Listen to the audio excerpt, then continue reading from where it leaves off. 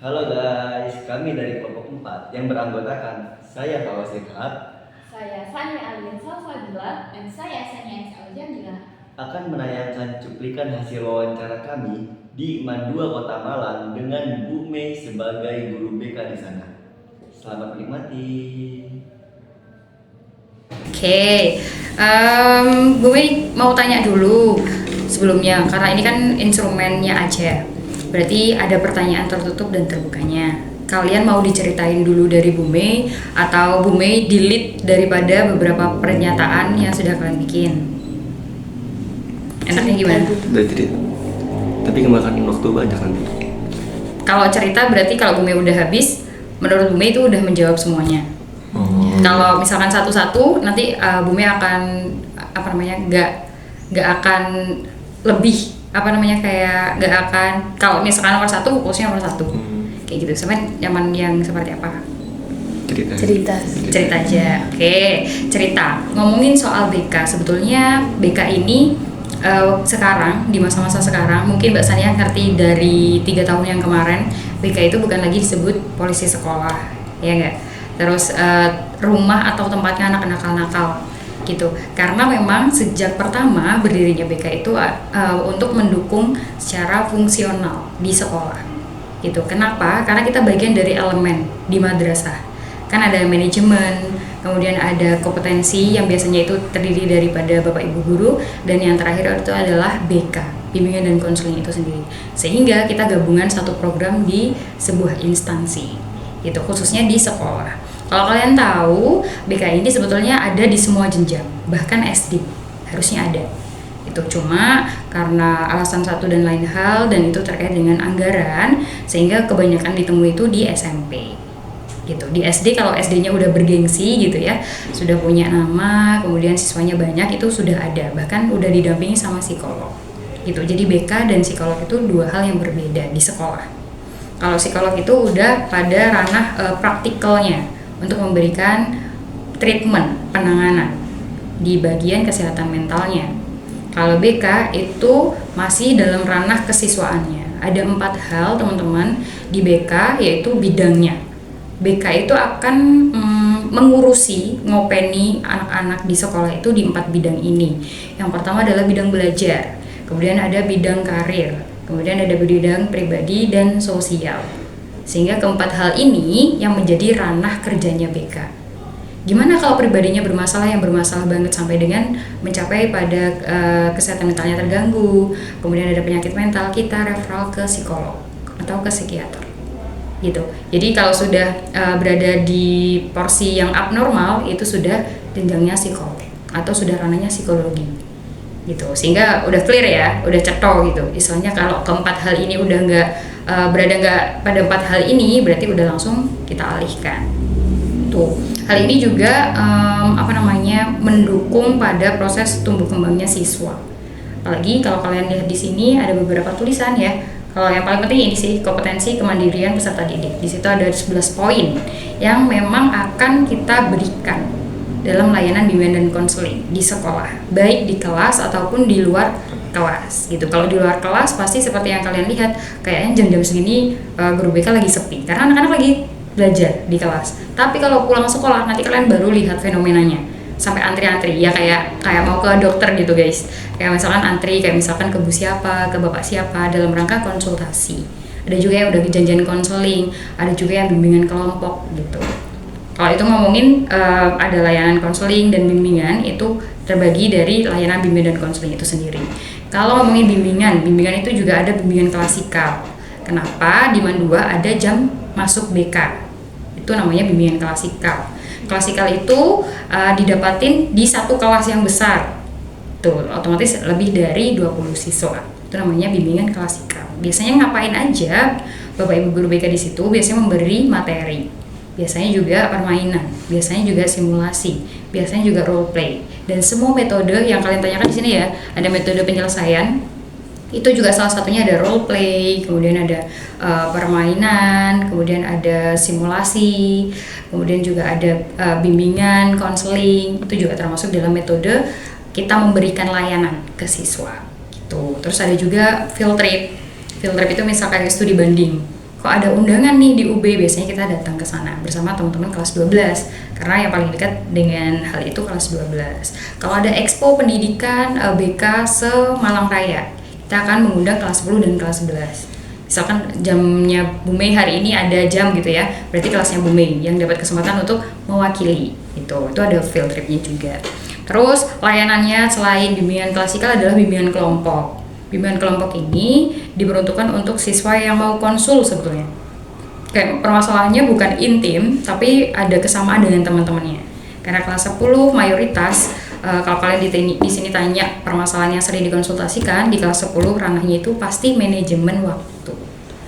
Ya, itu butuh adaptasi, manajemen waktu, kemudian kayak pemilihan teman dan juga ranah pada mereka. Ranahnya mereka mau produktif tuh di mana?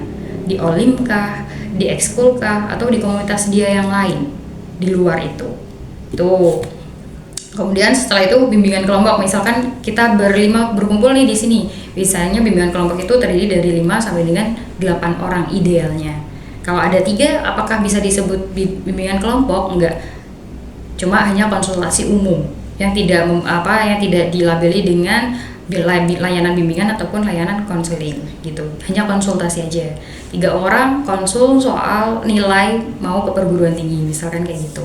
Kemudian bimbingan kelompok ini juga satu tema. Kalau berempat ini punya satu tema yang sama, misalkan kayak pacaran gitu, itu bisa disebut bimbingan kelompok. Tuh. Pokoknya kayak 4 sampai dengan 7-8 orangan itu idealnya bimbingan kelompok. Tuh. Terus kemudian ada layanan konseling individu dan konseling kelompok. Tetap ya kayak ada individunya, ada kelompoknya gitu. Kalau udah layanan konseling, otomatis kita fokus bahas permasalahan yang intim, yang bersifat pribadi gitu ya, yang meliputi 4 hal tadi tetap. Pribadinya kah, sosialnya kah, belajarnya kah, karirnya kah.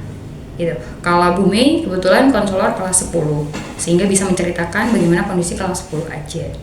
Tuh, kalau yang lainnya biasanya kita fokus pada jenjangnya. Kalau kelas 11 itu memang sudah perencanaan karir, sehingga bagian karirnya yang lebih ditekankan atau lebih banyak disuap itu di bidang karirnya. Itu kalau di kelas 10 pribadi dan sosialnya yang kita kembangkan. Kalau kelas 11 mungkin belajarnya ya, kadang kelas 11 kan udah merasa aku senior yang baru naik tingkat dari junior ke senior, itu biasanya mereka lalai belajarnya. Jadi belajar sama karirnya itu yang ditekankan di kelas 11. Di kelas 12 kita benar-benar fokus sama karirnya. Karena kelas 12 itu aktifnya hanya 6 bulan pertama. Gitu. Semester 2 sama ngerasain sendiri kan ya, udah nggak bersinggungan dengan BK di jam kelas, tapi pelayanannya hanya di ruangan. Kayak teman-temannya antri pada mau konsul, lihat track record kakak tingkat dan lain sebagainya. Kayak gitu. Jadi masing-masing punya kayak tolok ukur yang paling diprioritaskan. Tapi bukan berarti semua keempat hal itu nggak dikasih, tapi dikasih semua. Yang ditekankan aja. Tuh. Terus kami di sini berlima. Dan semuanya memang dari jurusan bimbingan dan konseling. Kalaupun ada bimbingan dan konseling Islam dari Mandua Kota Malang itu belum bisa menerima gitu karena secara administratif itu berbeda. Gitu. Kalau BKI seperti yang kalian lihat itu bisa di KUA, kemudian bisa di misalkan LSM kayak yayasan misalkan dompet duafa dan lain sebagainya, itu mereka bisa berproses di sana.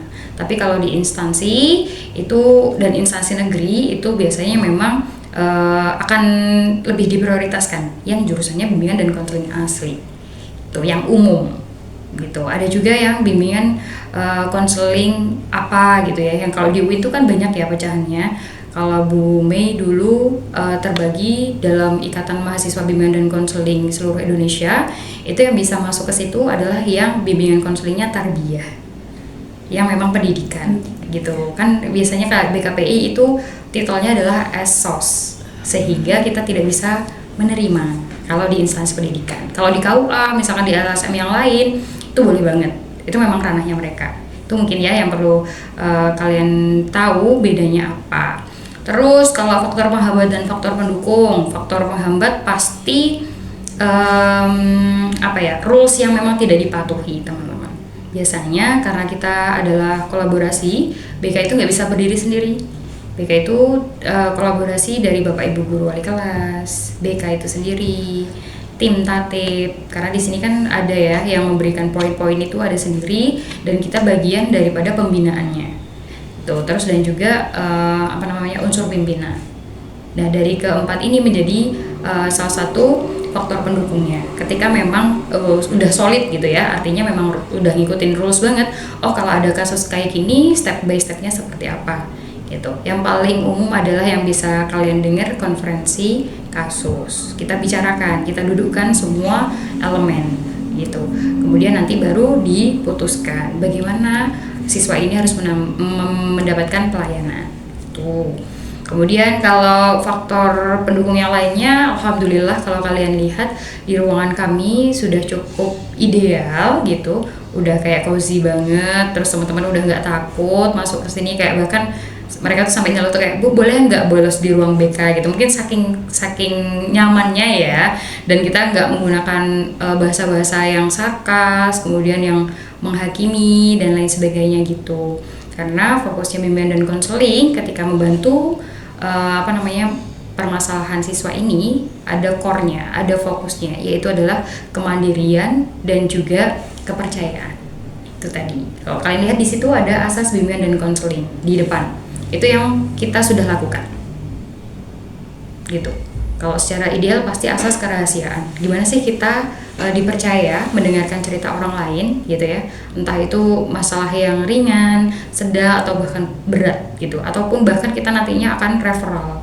Kita menjaga kepercayaan itu, gimana teman-teman bisa percaya bahwa guru BK-nya itu bisa dipercaya, nggak bocor gitu ya. Terus teman-temannya nggak tahu, dan dia juga semakin luas atau semakin percaya diri untuk menceritakan apa yang sedang dialami. Itu sih yang paling penting untuk dijaga. Yang lainnya insya Allah kesukarelaan, keterbukaan, kemandirian dan lain sebagainya itu kita sedikit demi sedikit akan kenalkan ke anak-anak. Kalau datang misalkan pertama kali, Mbak Sania pernah punya pengalaman nggak masuk ke BK? Untuk konsultasi atau konseling? Itu konsultasi mengenai itu program studi. Ya, program studi ya. Memang kebanyakan kalau misalkan anak-anak yang terbilang bisa survive ya dari kelas 10 sampai kelas 12, pasti ketemu guru BK itu hanya di kelas 12-nya. Pas mau penjurusan, pas mau kelulusan gitu. Kalau misalkan dari kelas 10 tuh kayak misalkan tipikal anak kan beda-beda ya, siswa itu pasti banyak gitu. Kayak kalau di kelas kita menghadapi 36 siswa, idealnya Diman, itu pasti kita menemui 36 karakter gitu. Kalau sama pasti porsinya beda, ya kan? Kayak oh anak yang tegas kita bisa kelompokkan, oh anak yang mandiri kita bisa kelompokkan, tapi porsinya beda-beda dan mandirinya pasti juga di bidang yang berbeda-beda gitu. Sehingga memahami mereka juga sekuat tenaga, apalagi kelas 10 ya, peralihan dari SMP yang mereka kemarin kayak masih dianterin, terus sekarang kayak wah seragamnya udah ganti, kok lihat teman-temannya udah naik Gojek sendiri dan lain sebagainya gitu. Itu peralihan yang insya Allah butuh pembinaan yang ekstra gitu ya. That's why kenapa permasalahan yang sering muncul itu tadi, ada manajemen waktu dan lain sebagainya, itu yang dialami di kelas 10. Kelas 10 juga banyak teman-teman anak-anaknya Bume yang udah punya kemandirian atau inisiatif untuk datang ke ruang BK. Dalam rangka apa? Mereka pengen masalahnya cepat selesai. Kadang anak-anak itu nggak hanya butuh solusi, tapi butuh didengerin gitu, butuh diperhatiin gitu. Kayak, Bu aku sedih. Iya, Bume tahu sampean sedih, tapi gimana caranya sampai mengelola sedihnya? Mereka butuh diarahkan yang seperti itu. Misalkan itu kan baru topik netral ya, kayak Bu saya sedih, belum nyeritain apapun kan sebetulnya, hanya showing emotional aja, showing feelingnya aja gitu. Udah dari situ kayak mereka oh merasa nyaman dan lain sebagainya. Itu adalah tugas guru BK. Kalau sekarang saya ngomongnya kayak lembut dan lain sebagainya, ini saya berasa di hadapan anak-anak ya. Jadi kayak berusaha seideal mungkin gitu. Aslinya ya bisa ngereok, ya bisa apa gitu. Karena ya setahu Bume guru BK semuanya itu multi talent gitu. Karena kita punya satu baju di hadapan anak-anak, tapi di luar itu kita jadi diri kita sendiri. Pasti masing-masing guru BK juga punya karakternya gitu. Gimana bonding sama siswa, gimana di hadapan siswanya, terus gimana di hadapan bapak ibu guru yang lain dan lain sebagainya. Kalau faktor penghambat yang paling ini adalah satu hal sebetulnya apa ya, kayak support daripada hal-hal di luar itu eksternal kayak media gitu. Faktor penghambat itu bisa jadi penghambat ketika memang kita punya medianya tapi kita belum melakukannya. Di kelas 10 kalau kita bawa materi tok gitu ya, kayak misalkan sampean sekarang di semester 2 Bapak Ibu guru dosen itu baru full PPT. PPT-nya bukan PowerPoint tapi Power Word gitu misalkan ya. Itu kan pasti ada titik jenuhnya ya. Apalagi di sini jam BK itu hanya 30 menit, teman-teman. 30 menit. Idealnya kalau di SMA, MA itu 40 sampai 45 menit. Tuh. Karena kita ada masuk jam dan 30 menit kayak bridging untuk pembukaan aja kayak ada 15 menit gitu ya, kayak presensi dan lain sebagainya gitu. Terus kemudian nanti baru intinya kan nggak mungkin cuma 5 menit doang ya, kalau 15 menit yang lain itu hanya untuk penutupan gitu.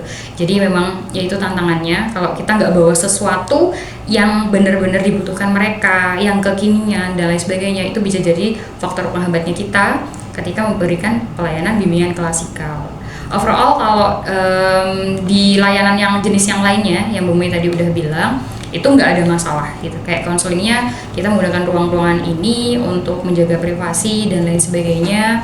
Kemudian kita juga ada daftar kehadiran, misalkan nanti ada kasus, gimana caranya Bu Mei buktiin kalau Bu Mei sudah menghadapi anak ini ya dengan tanda tangan itu tadi gitu. Kalau media ini sih, apalagi sekarang kan kita menghadapi Gen Z ya, yang mereka itu akan cepat bosan. Kemudian kalau disuruh nugas terus ya moh gitu kan.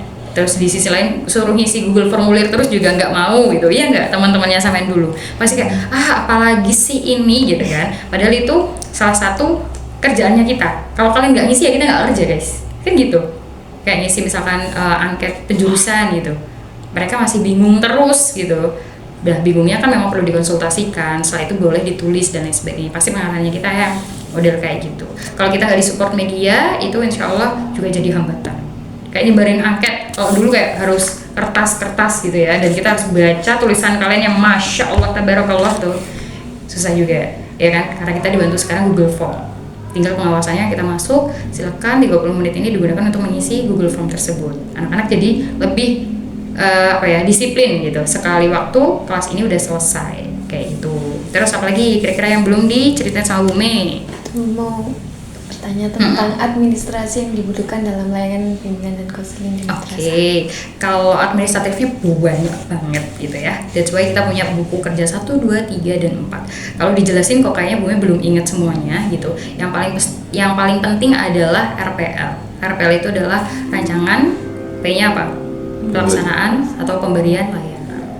Kalau guru-guru tuh ngomonginnya RPP. Di sejajarnya kalian guru itu RPP gitu. Kita bikin RPL. Di situ sama persis kayak kita mau ngapain sih, bahkan step by stepnya di situ ada. Gitu. Jadi kayak setiap awal semester kita akan membuat RPL itu.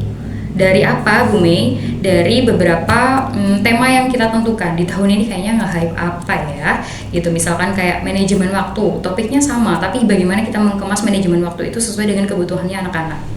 Oh iya, sekarang ada model 24/8. Itu bukan 24/7. Misalkan kayak gitu. Tuh, terus kemudian habis bikin RPL kita akan diskusi. Kayak media yang digunakan. Di kelas 10 apa, di kelas 11 apa, di kelas 12 apa, dan itu masing-masing berbeda-beda. Dan setelah itu kita biasanya membuat rubrik kegiatan kayak gitu. Yang bisa kalian lihat di belakang, itu proses kita selama 1 tahun. Tuh. Itu secara administratif. Kemudian ada juga laporan bimbingan, laporan konseling. Setiap misalkan saya mengkonseling dengan Kak Sania gitu ya, hasilnya seperti apa, follow up-nya seperti apa, kemudian itu nanti dijadikan bukti. Itu juga akan dilampirkan nanti ketika misalkan kita sedang sidang pleno, kemudian merekomendasikan anak ini, seperti itu dan sebagainya gitu. Itu administratif yang perlu diketahui secara umum. Itu deh, apalagi sepertinya pertanyaan terakhir Bu.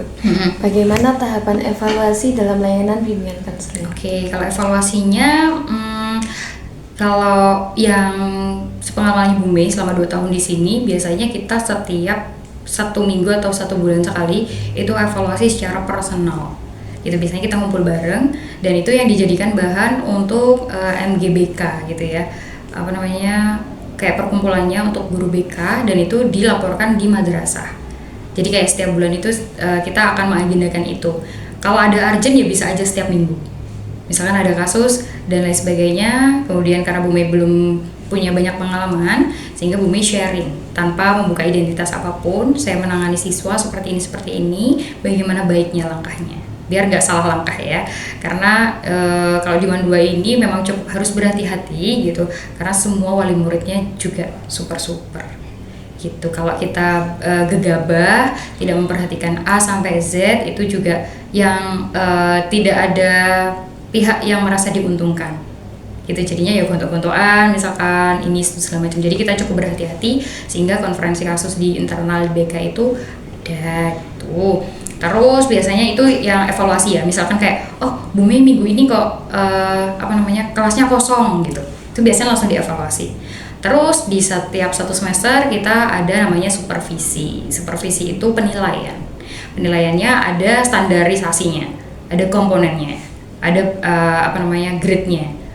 Baik sekali, baik, buruk dan lain sebagainya, seperti itu yang dilakukan oleh koordinator BK kami, namanya Bu Arba, sebagai senior kami. Yang dinilai adalah kami itu kami berempat. Nah terus Bu Arba dinilai siapa? Bu Arba dinilai sama pengawas langsung tuh. Jadi kayak berurutan gitu ya, dari pengawas ke Bu Arba ke anak buahnya itu setiap satu semester. Nah setelah itu dilaporkan ke madrasah, setelah itu baru dilaporkan ke kami. Bu Mei udah bagus semester ini, di luar sana juga nggak ada komentar Bu Mei A, B, C segala macam, sehingga itu yang mendorong peningkatan mutu dari kualitas secara personal gitu. Kemudian evaluasinya juga kadang kami bergabung dalam MGBKMA se-Jawa Timur, itu biasanya untuk peningkatan kualitas, kayak kualitas personal. Misalkan ada pelatihan kemarin trauma, kayak art trauma gitu, kayak treatment art untuk trauma gitu. Itu bisa diaplikasikan ke kelas nantinya. Kiranya kelas ini nih banyak anak-anak yang mengalami kayak gini. Gimana kalau rilis emosinya menggunakan metode yang kemarin gitu. Itu biasanya setiap tahun 1 kali. Tuh. Kalau yang lainnya di MGBK Semalang Raya itu juga ada juga setiap 1 bulan sekali biasanya ada kegiatan-kegiatan evaluasi, kayak misalkan MAN 2 ini kayak gimana, butuh apa aja, misalkan kayak udah ngelakuin apa aja. BSS nih, misalkan sekolah BSS Brawijaya Smart School di jenjang SMA udah punya apa aja dan lain sebagainya. Nanti dari mereka juga ada namanya PJ yang akan selalu dikirim ke provinsi punya materi apa, di breakdown lagi di MGBK Semalang Raya itu gitu. Jadi kayak evaluasinya sebanyak itu sih memang gitu. Dan itu evaluasi, supervisi dan juga pengembangan. Itu pengembangannya ya dengan kita mendapatkan ilmu yang baru gitu deh. Udah cukup jelas ya. Kalau Bu Mei bulat bilang aja, karena kan kalau sering cerita di kelas tuh kan ya yang dihadapin anak-anak yang seusia itu ya. Kalau kalian kan sudah bisa berpikir secara abstrak, iya ini maksudnya ini, iya itu maksudnya itu gitu. Apalagi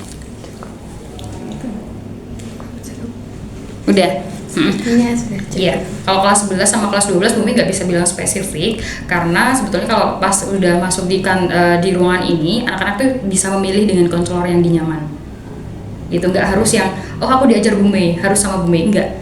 Misalkan Bu Mei waktu itu sakit dan adanya Bu Arba sama Pak Septian, ya silakan itu nanti baru Bu Mei kemarin anaknya Bu Mei ada datang ke sini, ceritanya kayak gini gitu. Kalau anaknya masih nyaman sama Pak Sep, nggak apa-apa dilanjutkan, tapi kita akan sharing informasi aja. Nanti dia di kelas gimana Bu Mei, tolong dikabarin gitu. Jadi kolaborasinya memang hampir setiap saat gitu. Hubungan kita dengan Tatib juga gitu deh.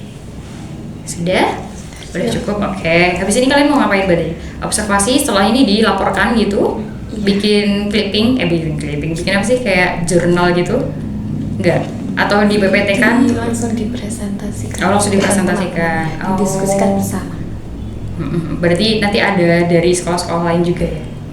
Enggak. Kalau di kelasnya kalian? Enggak ada? Berarti mata kuliah ini dibagi di kalian doang gitu? Enggak, ada yang belajar tentang teori BK-nya, kan kita bacanya penerapan. Iya, penerapannya ya.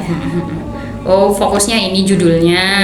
Oh, berarti yang lainnya itu punya judul masing-masing. Oh, Bu Mei pikir semuanya penerapan di BK tapi sekolahnya beda-beda. Oke, baiklah. Ini satu semester akan dapat materi ini. Kalau materi yang sudah kalian dapatkan apa guys? Bu Mei kepo deh. Apa? Penjelasan umum sama teori. Baru? Penjelasan umum dan Iya, teori. Oh, kalau teorinya apa ya? Teori apa yang dibawa? Teorinya siapa? Teori. apa namanya? Gestalt. Iya, Terus apa namanya? Teori konseling berarti ya. Iya, teori konseling. Ada Gestalt, kemudian Freud, ya. Ada Carl Jung dan lain sebagainya. Itu banyak. Dan part itunya memang kita samaan dengan psikologi. Karena kan mereka punya layanan konseling juga. Iya. Gitu. Tapi kalau konselingnya mereka itu by treatment. Kalau kita hanya keterampilan komunikasi. Ya modal bacot doang misalnya gitu. Nah, Tuh. Udah ada lagi nggak? Udah ya. Cukup. Nanti kalau ada sesuatu boleh dihubungi Bu Mei ya. Barangkali kalau mendesak Bu Mei bisa balas lewat chat WA. Tuh, karena sudah nggak ada yang mau ditanyakan. Terima kasih atas kehadirannya. Habis ini mau dokumentasi. Saya terima kasih. Oh, iya. Enggak sih kayak di wawancara gitu kayak oh my God, kayak baru banget gitu kayak mau cerita apa nih gitu. Gak kadang kalau sudah pelaksanaan gitu kayak pasti teori-teori itu gak semua bisa diterapin guys gitu. Jadi karena kita kan berbasis kebutuhan ya. Jadi butuhnya apa? Bahkan kayak konseling psikoanalisis aja jarang banget di sekolahan itu terjadi. Gitu. Itu akan pasti dibawa oleh psikolog gitu karena treatmentnya lama banget. iya. Bayangin kayak mereka janjian sama Bu Mei nih misalkan kayak Bu hari ini cerita A gitu ya, besok pertemuan kedua tuh bisa cerita B, pertemuan selanjutnya bisa cerita C gitu. Padahal janjinya kita di awal itu pasti Bu Mei akan bantu selesaikan permasalahan yang sampean prioritaskan gitu. Yang mana dulu gitu, misalkan A B C ya yang mana dulu gitu. Nah dari situ tadi that's why gak semua teori bisa diterapkan, tapi itu jadi bekalnya kita gitu. Kayak misalkan menganalisis kayak cerita anak ini kayaknya masuk deh kalau dikasih konseling yang kayak gini. Kayak misalkan yang bermasalah adalah pikirannya, pasti kita kasih kognitif CBT gitu ya. Kalau perasaannya bersih berarti humanis bisa gitu. Kalau butuhnya solusi yang ringkas berarti SLPC gitu. Solution based focus gitu. Bagi apa namanya? Based counseling gitu. Jadi konseling ringkas. Gitu. Berarti ya udah langsung leadnya tuh kayak gimana solusinya. Kalau ini nggak bisa terus sampean mau apa? Sampean gimana dan sebagainya gitu. Jadi benar-benar ya Masya Allah banget ya, kayak 4 tahun Bu Mei kuliah tuh kayak yang mana, ini materi yang mana gitu. Agak-agak lupa gitu, tapi karena memang kita setiap tahunnya begitu, jadi ya insya Allah semakin mahir dan self improvementnya ada tuh. Jadi kayak ya merasa monoton iya, tapi kalau kalian dengar bahwa guru BK itu nganggur itu tidak benar ya. Nanti rasain sendiri deh gitu. Kayak guru apa ya? Jadi guru apa yang paling enak kayaknya olahraga deh, cuma olahraga deh. Tidak semudah itu Ferguson gitu ya. Jadi semua kalau guru itu pasti yang jadi sorotan adalah administratifnya. Kalau ngajarnya kan namanya keterampilan ya. Ketemu sama anak muda, kemudian bahas sesuatu yang kekinian kayak sejarah, ngomongin masa lalu tapi gimana anak biar tertarik, gimana anak-anak biar nggak tidur kan gitu. Itu challengingnya. BK juga gitu, mereka udah ngerti bahwa stres itu tandanya kayak gini tapi yang terjadi apa, misalkan salahnya self diagnose gitu ya, mereka cenderung melabeli dirinya kayak kayaknya aku depresi deh, kayaknya aku insomnia deh, gimana mereka. Nah itu bisa dibawa gitu. Jadi memang pengembangannya Masya Allah. Kalau kalian mau tahu apa namanya publikasinya BK, kami ada Instagramnya. Di situ bisa ditambahkan informasi ya terkait dengan apa-apa penerapan BK. Karena memang pengennya nggak materi kelas 10 didapetin kelas 10, biasanya kita langsung upload jadi konten gitu, sehingga bisa dibaca oleh ya yang alumni, yang ibu bapak ibunya juga ada di situ. Kemudian anak-anak yang sekarang lagi on di sekolah juga bisa baca gitu deh. Waalaikumsalam. Dah, gitu. Sudah cukup? Cukup. Oke, baiklah. Mungkin sekian dari Bu Mei. Terima kasih, saya kembali lagi. Saya juga mewakili teman-teman, terima kasih atas kecerdasan Bu Mei untuk diwawancari oleh kami. Mohon maaf atas segala kekurangan kami. Dimaafkan, minta maaf ya kalau ada salah khilaf kata dan perilaku. Nanti kalau ada sesuatu mudah-mudahan nggak kapok datang ke Mandua Kota Malang. Kayak kemarin kayak Bu kapan nih kayak Selasa bisa nggak? Aduh kok Selasa gitu, kok Rabu, karena memang lagi ada kasus gitu. Jadi UAK itu kan kadang ada kesibukan ya guys, jadi kayak tiba-tiba kayak hari ini aja Bu Mei diundang gitu, jadi kayak Bu Mei harus siap-siaga, dan itu memang yang perlu diprioritaskan kan gitu. Jadi kalau sama kalian qadarullah kayak pas biar kalian bisa libur panjang ya. Pada hari itu kan sama-sama kita berlibur dengan bahagia gitu ya, jadi kayak ya qadarullah hari ini bisa bertemu bersama gitu ya. Oke, boleh kita tutup. Oke, mari kita doa kafaratul majelis. Bismillahirrahmanirrahim. Subhanakallahumma wa bihamdika asyhadu an la ilaha illa anta astaghfiruka wa atubu ilaik. Oke, Bumi tutup. Wassalamualaikum warahmatullahi wabarakatuh. Waalaikumsalam. Oke, ini Bumi izin bawa ya sebagai dokumentasi.